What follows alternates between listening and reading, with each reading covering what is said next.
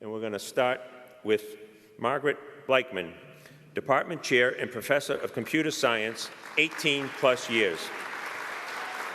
Having a passion for online and hybrid course creation, Bleichman helped develop MCC's Digital Forensics Program, Computer Science Mass Transfer Program, and traveled to the Ukraine to lead seminars on online teaching and learning practices.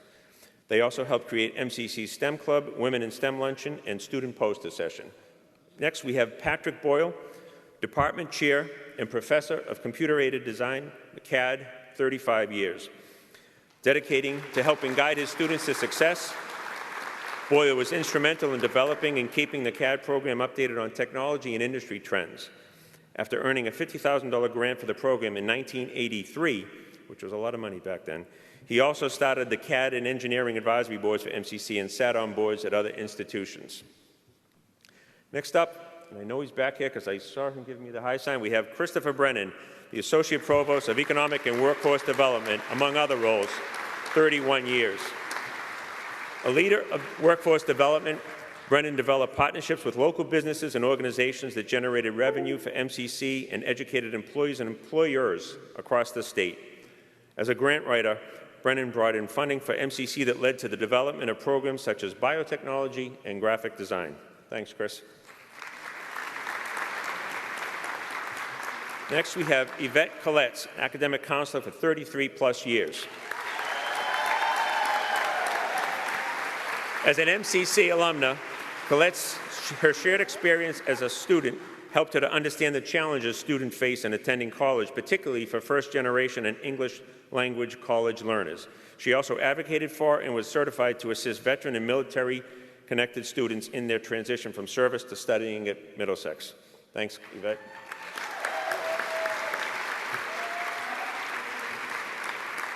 We have Maria Cunha, Program Director for Out-of-School Youth Development Center, Latino Connections, and English Learner Institute, 20+ years. Dedicated to the college's diverse population of students, Cunha went above and beyond to help students on an academic and personal level. Her programs focused on helping students who needed the support most, whether they dropped out of high school, did not speak English, or were the first in the family to attend college. Way to go, Maria.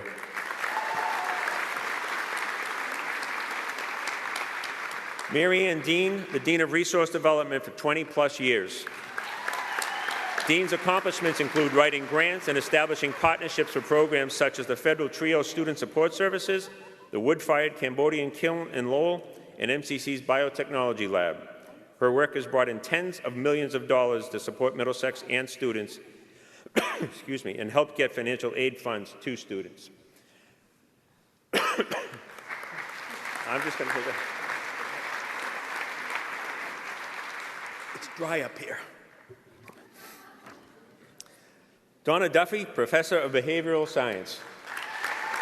A true believer in the value of collaboration, Duffy participated in several group work projects which led to the creation of MCC's Scholarship for Teaching and Learning, SOTL, a working group that continues to allow MCC faculty and staff to share ideas.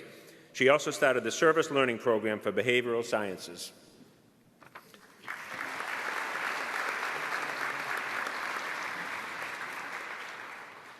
Carrie Finestone, a professor of English for 25+ years. Finestone partnered with support services such as ACE and TRIO, which led to every section of English reading, writing, and reasoning to have access to an embedded professional reading tutor.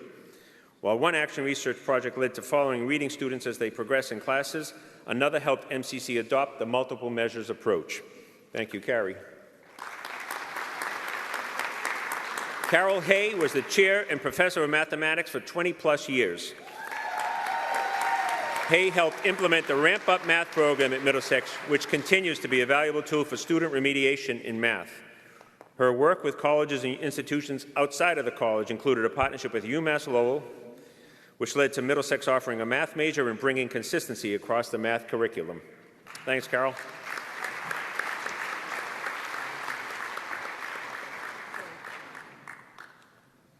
Laura Horgan was a librarian for 35+ years. Horgan helped Middlesex bring computers and other technology to the libraries. She also trained staff on the first computer, introduced and implemented computer records for holdings and interlibrary loan services, automated library records, eliminated the paper card catalog, joined the Noble Library Network, and advocated for the libraries in the years without a director. Thank you, Laura. Pat Hyde, professor of English for 39 years. Hyde was a coordinator and leading member of MCC's reading department and helped to develop 3 levels of reading, create pre- and post-reading tests, and emphasize that another measure of placement was needed for students. Following data results, Hyde worked on a team to combine reading and writing courses into one course for students. David Kalivas, our MCC history professor and director of the Commonwealth Honors Program, 39 years. With a passion for global and diversity education, Kalivas was the first coordinator of the international programs in the 1990s, where he organized cross-cultural exchanges with Russia. He served 2 terms as FSA president and the MCCC Faculty Staff Union president, and was a leader in curriculum development, including pioneering MCC's online education. Thank you, David. Claire Kamasaki was a professor of English for 20+ years. Kamasaki always put her students first, whether connecting them with their support services, learning about each one, or pushing them to be their best. She made sure to make sure her classroom as inclusive and accepting as possible. In her classes, she had students do group work and presentations to encourage working and learning with each other. Thank you, Claire.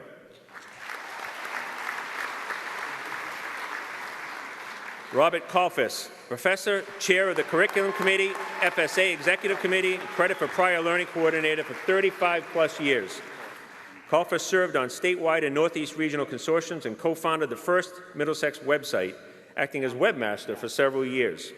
For his students, he encouraged them to participate in mass transfer and the Commonwealth commitment, giving talks including the Interdisciplinary Studies weekends and Miles classes, and worked on a grant-funded student fellowship to Morocco. Thank you, Rob. Oh, thank you. I'll take it whatever water you got. Joanne Lamoureux, faculty member and chair of the dental hygiene for 38 years. You better smile, Joanne. Big smiles from the dental program. In her teaching, Lamoureux brought her experience working in a private dental office and volunteering at the nonprofit Bridge Over Troubled Waters. She has taught in almost every clinical lab and didactic course offered. Critical to helping MCC stay updated and relevant during her sabbatical, Lamoureux created the curriculum for the local anesthesia course. Thank you, Joanna. You could give Phil the thumbs up on his dental appointments.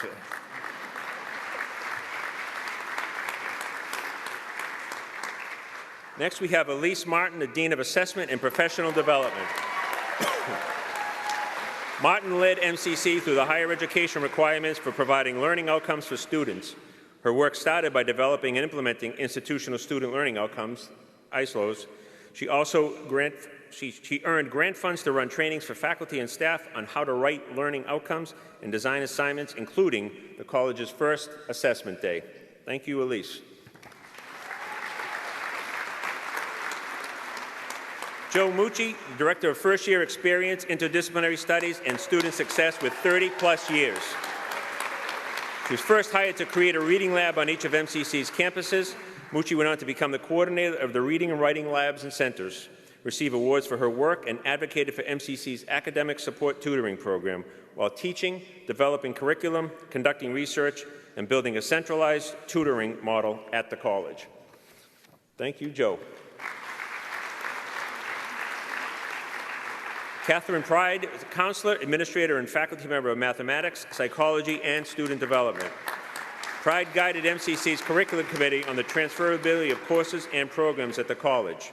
She also helped to develop the honors and credit for prior learning programs and served as an advisor to Phi Theta Kappa Honor Society for 15 years. She was named Outstanding Staff Member of the Year 5 times. Thank you, Catherine. Kathleen Rich is our comptroller for 38 years.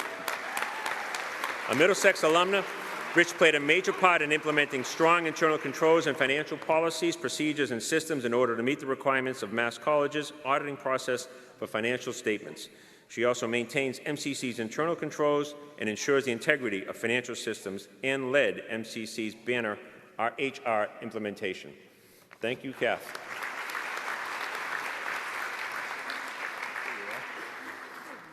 Laura Smith was assistant to the president for 21 years.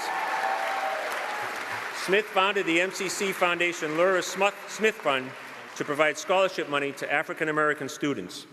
She worked to build a more inclusive and welcoming community by hosting events to combat social injustice and racism and supporting trips with a cultural focus. Smith also co-created the Paul Sullivan Leadership Program and the Living the Dream Award. Thank you, Laura.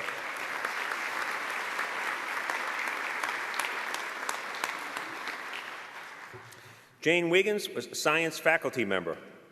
Wiggins' focus was in anatomy and physiology, including supporting her colleagues in teaching the different sections. She kept the anatomy and physiology courses running smoothly by contributing to the Blackboard site and coordinating with educational companies to provide software, models, and animal dissection materials. She also worked with the Girl Scouts to coordinate science workshops at MCC. Thank you, Jane.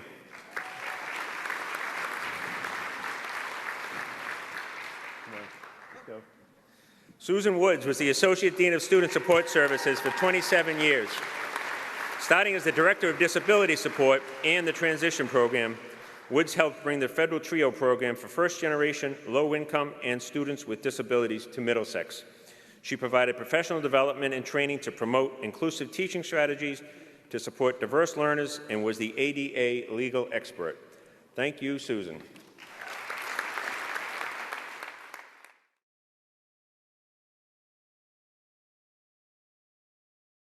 This year's final Emeritus recipient is former President Cowan, who's going to be joining us from a much warmer climate than what we're experiencing here in Massachusetts. Well, good afternoon, everybody. I hope you can see me okay, and I'm coming through just fine from Florida. Good afternoon to all of you, and thanks so much for inviting me to join you for this special day when we honor 50 years of Middlesex. We honor the special Emeritus class of the year and also celebrate our new president, Phil Sisson.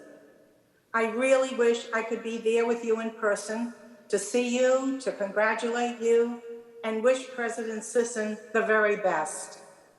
As I read the list of faculty, staff, and administrators receiving emeritus status today, I couldn't help but reflect on all those who contributed their professional lives to our college. Over the 50 years, we've been fortunate to be a story about opportunity. We've been blessed to have built an institution that welcomes all learners and helps them build or rebuild their lives. What better calling could we all have shared? And to look back on nearly my 40 years at the college as a faculty member to begin with, an administrator, and its third president, I'm extremely proud of the accomplishments and where Middlesex is today. Oh, we had our own share of challenges. Many of you will remember those, and they'll continue, I'm sure. But there is a spirit here that helps us overcome them and continue to grow and prosper. So today, we pay tribute to Middlesex's past, its present, and its future.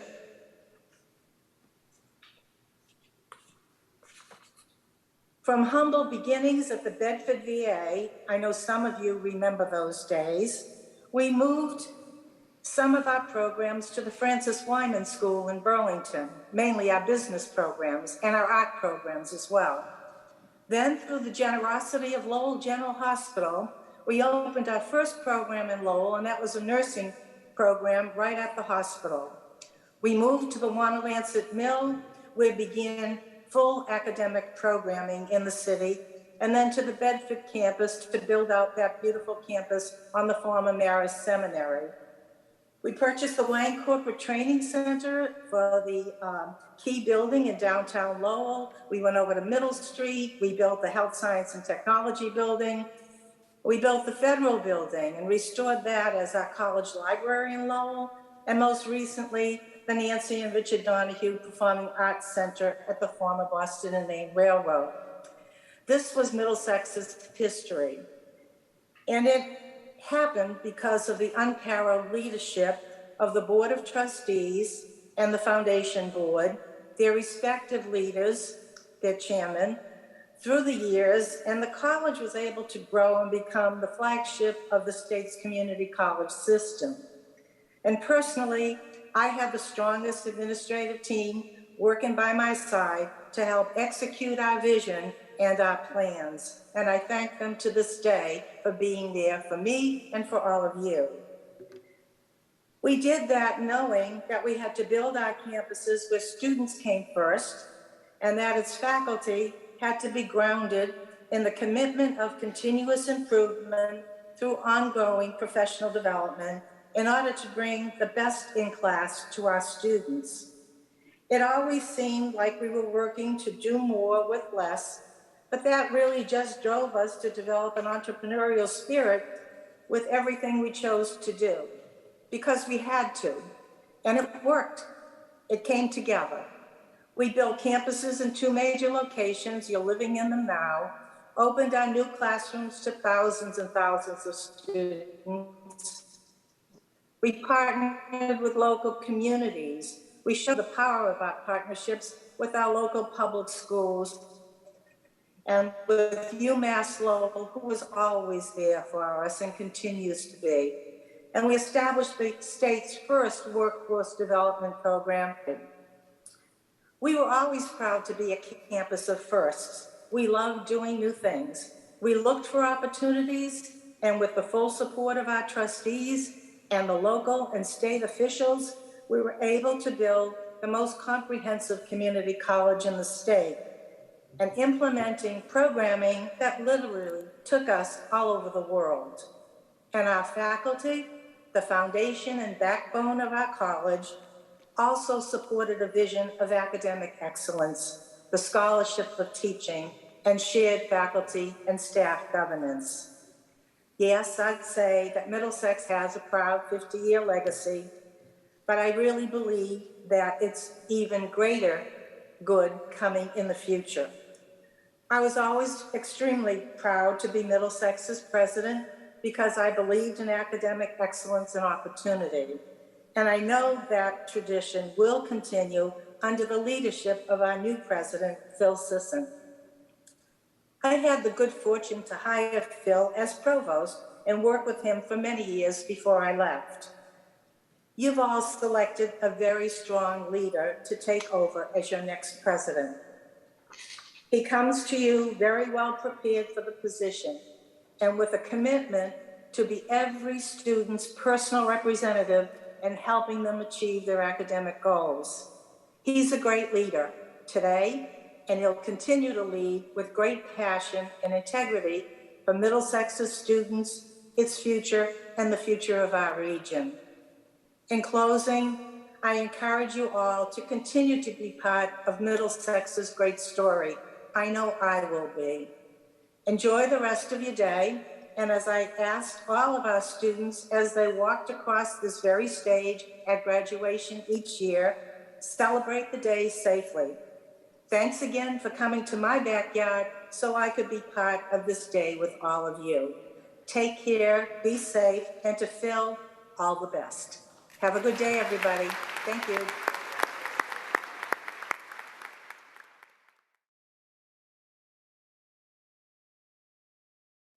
Next, we're going to be joined at the podium by Arlene Rodriguez, the college's interim provost and vice president for academic and student affairs.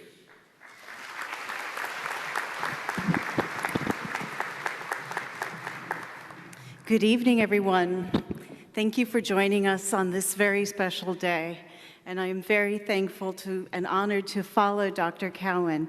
I am so thankful for those individuals like her who had the commitment to community, the entrepreneurial intelligence, and that vision of academic excellence that happens here still 51 years later. It's my job to tell you, give you an idea as the newbie here, I started 3 months ago, of what Middlesex is like now. Well, if I had the opportunity, I would read you a list of the wonderful achievements that President Phil Sisson has accomplished. Because in the past 11 years, in his position as provost, President Sisson has led a dynamic group of faculty to establish original and successful initiatives academic programming, guided pathways, one-stop enrollment center on both campuses, and expanded student services. And that's just a few of the things. I've also, in my time here, have heard others say that he has always taken the time out to mentor faculty, staff, students who, like him, like me, are the first-generation college-goers and their family, and who perhaps thought that we could not find a home in higher education. But in addition to those tangible accomplishments, I want to tell you that I've been welcomed into a culture that really is based on developing relationships with each other. We do not process our students like applications. We don't simply process grades or process events. We build relationships with people, and that's always been the key of Middlesex success. These are the things that have made Middlesex Community College a leader among community colleges. What we've heard so far this evening, well, I gotta tell you, it's what I've seen during my time here. Putting that original vision into action. It's not some sort of linear vision, some linear manifestation of a vision or some plotting plan of this is what we do next or what do we do next. The vision for Middlesex Community College looks broadly, more creatively, 3, 4, 5 years ahead. It's a vision that expands, evolves, and responds to the needs of our communities. It's a vision that reaches out to our increasingly diverse student population. I don't know how many of you know that Middlesex is an Anapeasy school, or an Asian Native American Pacific Islander Serving Institute. And with fundings from the U.S. Department of Education, we have created programs to strengthen retention and persistence services, bolster recruitment programs, and expand staff and resources to help our Asian American students. That Middlesex vision is preparing us for our next milestone, and that is becoming a Hispanic Serving Institute. This week, in fact, we're another percentage point towards that goal. Our Hispanic Latinx population has increased to 19%. For Middlesex, this isn't simply a designation by the federal government that makes us eligible for grants. It's actually an opportunity to continue to transform how we serve all our students, including our new neighbors from Afghanistan, who will soon call Lowell home, and who we will welcome warmly, just as we have welcomed so many other newcomers to this great city. Our Latinx students and all the diverse communities that they serve, they are the change agents for our future. And Middlesex, as it has done in the past 51 years, responds. That Middlesex vision is one that reaches out to networks to partner up with us, be it local healthcare providers, businesses, biotech companies, nonprofit companies. We know the impact that collaborations have. Students in our biotech program, for example, mentored by the gifted scientist and teacher Mary Lucy Blandon, can, through industry-sponsored internships, earn wages and earn work experience before they even graduate. And if you give me a second, I'm going to take a little point of privilege at the microphone and ask if I could brag for a bit. And I want to tell you that our most recent dental hygiene class, 100%, every single one of those graduates have passed their national boards and are on their way to an incredible future.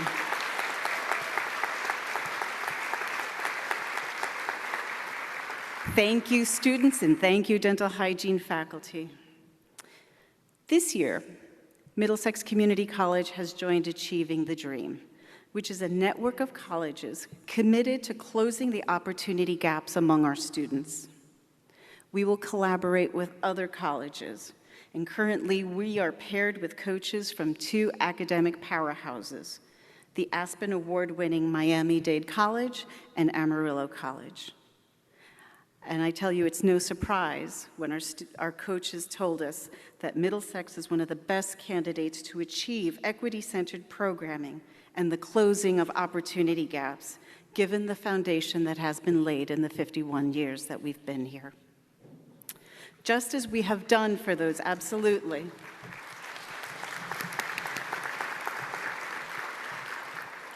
Just as we have done 51 years ago, September 24th, we continue to remove barriers towards economic mobility.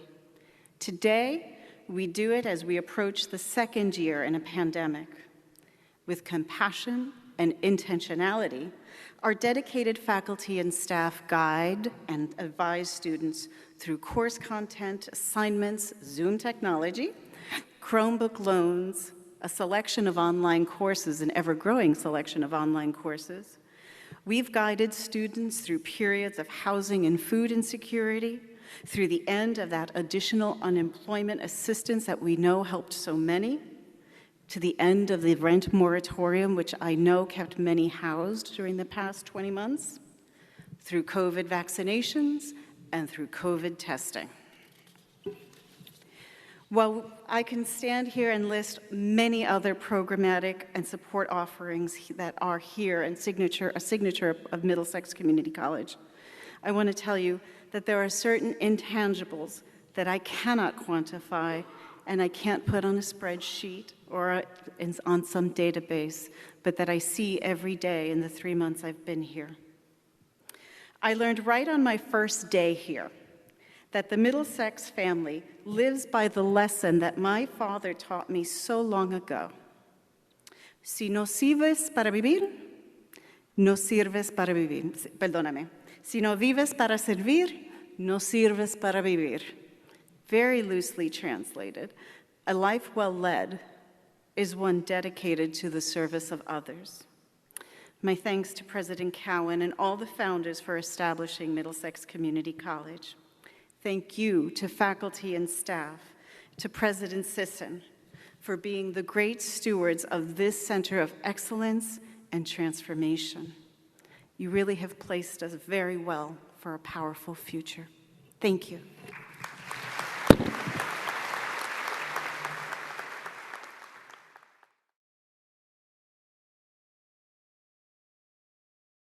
And finally, we turn the microphone over now to the man who has been chosen to lead this college into its next half-century of history. So please join me as we turn the page and write the next chapter in this college's storied history, and welcome and congratulate the college's 5th president, Phil Sisson.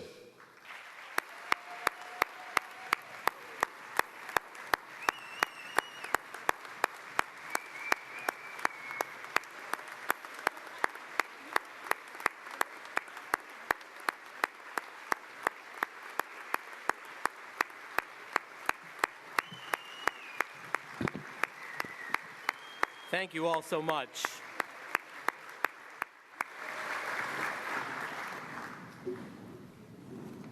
Good afternoon. I'm honored to be standing here today as Middlesex Community College's 5th president. I'd like to thank the Board of Trustees for entrusting me to lead this amazing institution. At this time, if you will indulge me, this is the audience participation part of the remarks. If you join me in singing Happy Birthday, today is actually the birthday of the college. So, you ready? 1, 2, 3. Happy birthday to you. Happy birthday to you. Happy birthday, Middlesex Community College. That's not so easy. Happy birthday to you. Thank you.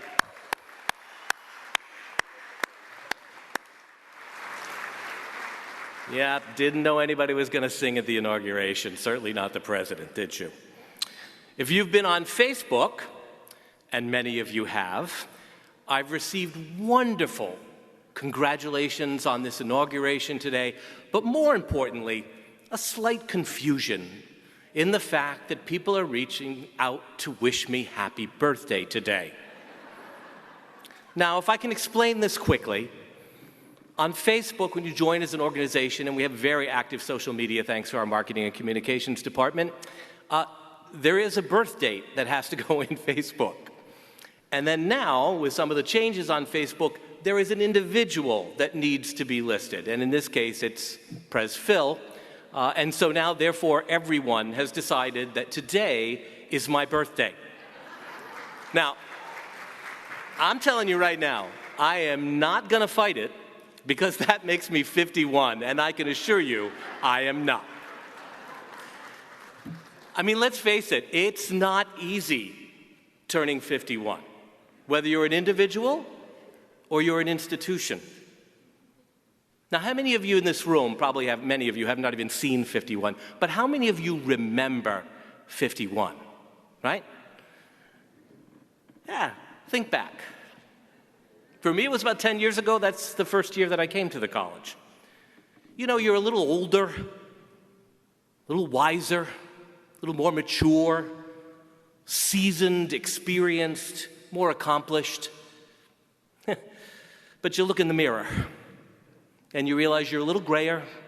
You got a couple of wrinkles, a couple of battle scars, turkey neck, a couple of extra pounds.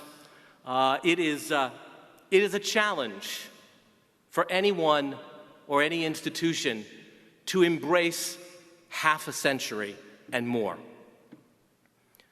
So how did we end up here today on the college's 51st birthday?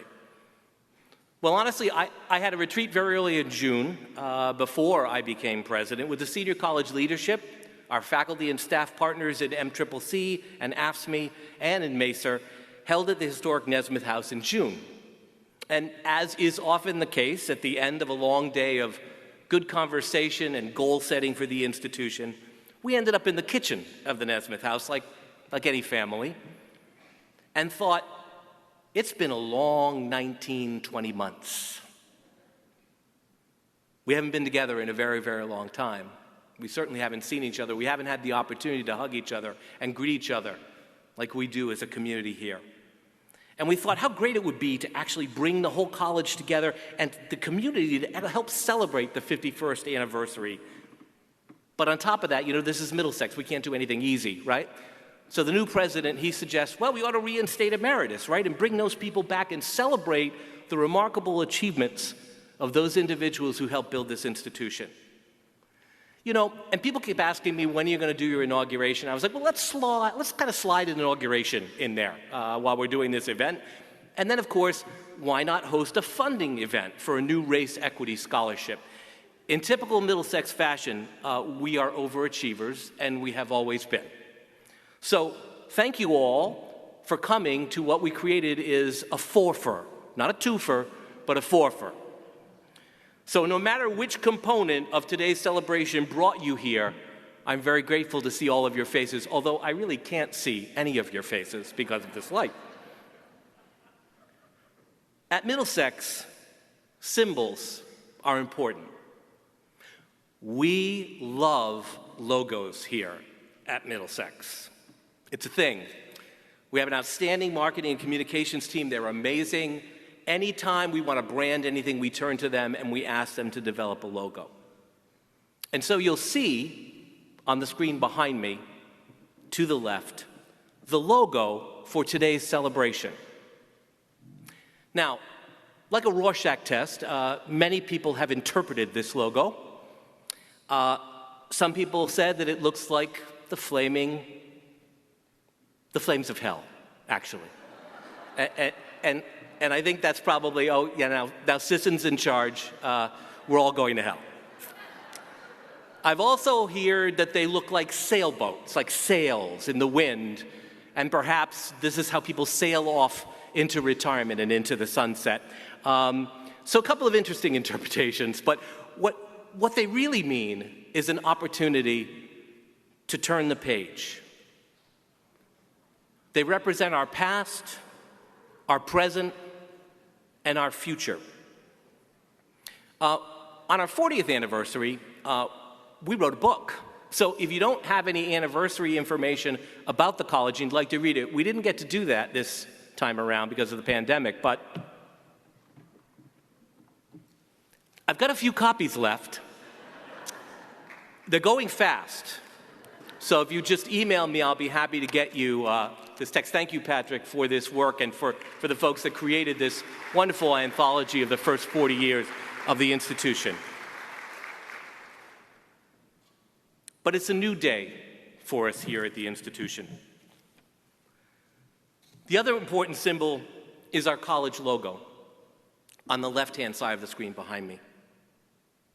The building with the pillars, the icon that symbolizes strength, solid foundation, a reminder to all of us that Middlesex will be here for many years to come. Now, it may feel odd in all of this to celebrate the future, right? Because the future hasn't happened yet. But to me, celebrating our future symbolizes not who we were. Thank you, Carol, for that wonderful trip down memory lane. And not even who we are.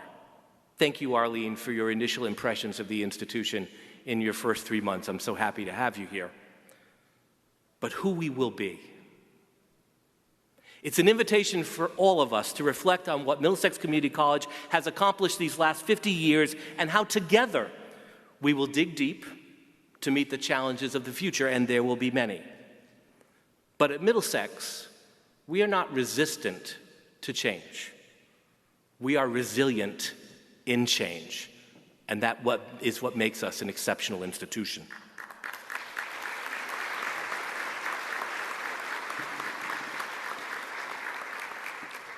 That logo has 6 pillars. It's been used multiple times at the institution for values and goals and strategic plans, but it was really important for me to think about how those 6 pillars represented action steps for our future, because as I said, today is a new day. Today is the day that we begin to think about what Middlesex will become. The first pillar represents exactly what we're doing here today, our ability to remember and to reflect where we came from, our humble beginnings, how we've changed and grown as an institution, as a college community. Think for a moment about our distinguished emeriti that we've recognized today and all the tremendous talent that's in this room that built this institution. Whether you are part of the college or part of the college community, you've contributed to who we are. Think of the many, many innovations over the years that changed the learning experience for all of our students. We have to reflect on how we can use our past experiences, our collective wisdom of 51 years, to continue to innovate in the new normal that we face. I'd ask you to think about what role do each of us play as we turn the page on this new day at Middlesex Community College. The second pillar represents our ability to restore and rebuild. Restoring our place of prominence in our communities as the community college in those communities. Restoring traditions and ceremonies and symbols and the shared experiences that make Middlesex a unique place to work. Rebuilding confidence and trust between faculty, staff, and administration. When we are in our darkest times, we are all in this journey together. And we know that about how we operate at this institution. Restoring the confidence that our students have when they come to us that they indeed can do this. And that we as an institution have all the tools that they need to achieve their goals and change their lives. We can rebuild our enrollment to pre-pandemic levels and rebuild our academic schedule to fit students' needs with increased flexibility and online and face-to-face options. The third pillar represents our ability to refocus and rebrand the institution. We will, over the next few months, refocus on those program areas that are most critical to our region.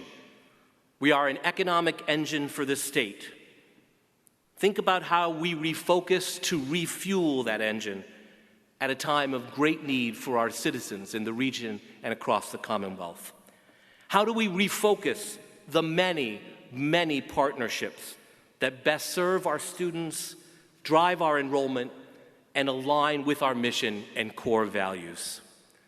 We must identify and rebrand what makes us unique. We must showcase our strengths as an institution to rebrand our academic offerings and offer guided pathways to assist all students, all citizens, credit and non-credit. The fourth pillar represents our need to reaffirm and rededicate our commitment today to race equity, to be the college that not only provides access, because access without success is hollow, but success for all our students, and once and for all, close the equity gaps that exist at our institution.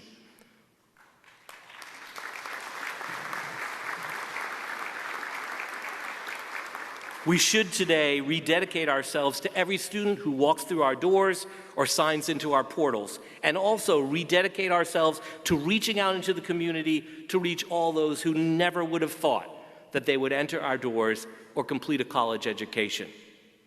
The fifth pillar represents our need to re-examine and revise all of our work. This may be the most challenging one. Our practices, our policies, our procedures, all of those things that may be holding us back from achieving our race equity goals. We must together boldly examine the data that helps us revise our programs, our pedagogy, our standards, and more importantly, our way of thinking that is unintentionally but negatively impacting our students, especially our students of color. The last pillar, the most exciting one, represents our ability to reimagine and redesign who we are as an institution, how we collectively, through our new strategic plan and activities and initiatives at the college this coming year, redesign what a student-ready Middlesex Community College looks like and can be.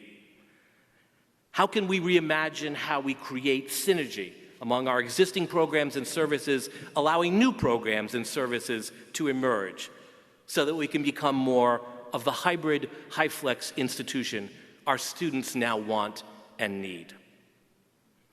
I'm confident in our ability to use these 6 pillars to create our future as an institution.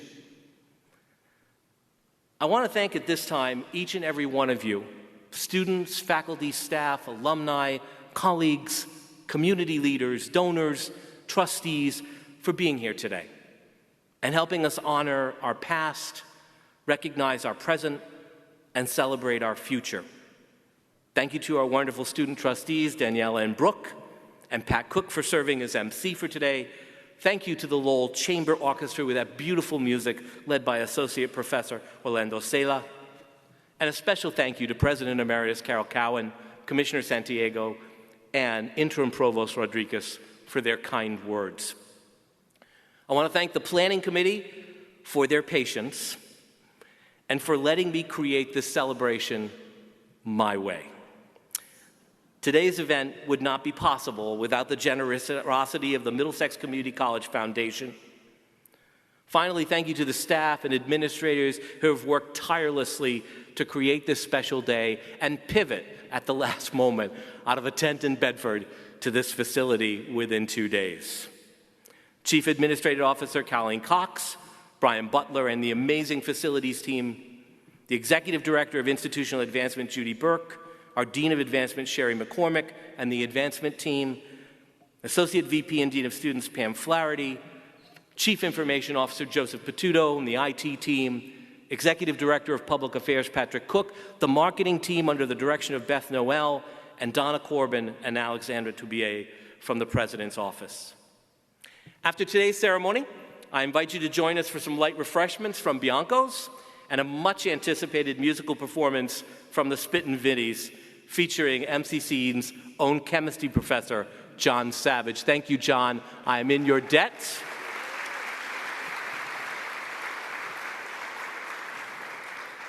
Who says scientists don't have an artistic side?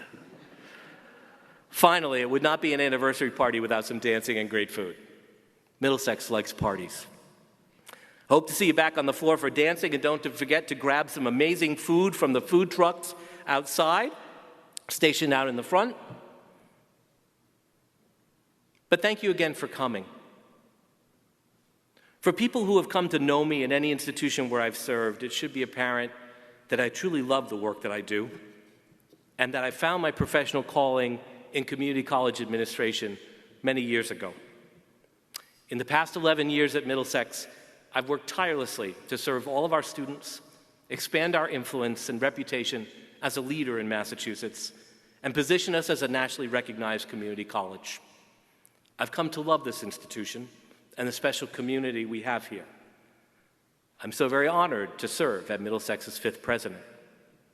I ask that you all join with me in doing your part, students, faculty, staff, administration, community partners, and friends of the college, to recommit to the 6 pillars of excellence that will allow future growth and prosperity for an institution that we all love very much. I promise you, our best days are yet to come. Thank you.